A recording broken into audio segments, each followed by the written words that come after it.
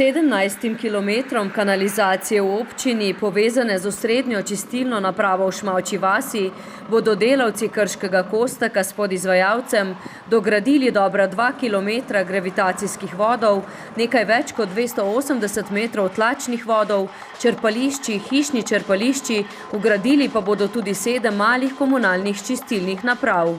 Izpostavimo samo eno dobro lastnost tega, je to, da bo se čez podtalnico minimalno ali skoraj nič odtekalo proti reki Krki in bomo ta biser Dolenjske, Posavja in Slovenije postal bo še bolj čist, kot pa je sedaj.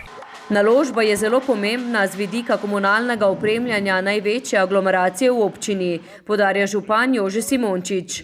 Dela naj bi dokončali še letos ali v začetku prihodnjega leta. Zelo je pomembno, da po procesu odkupa čistilne naprave in koncesije širimo in nadaljujemo z izgradnjo omrežja.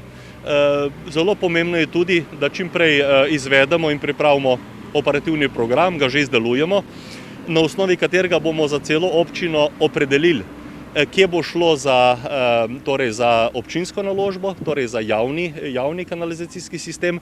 In kje za vgradnjo malih čistilnih naprav, pri čemer bodo občanom za te zagotovili subvencije.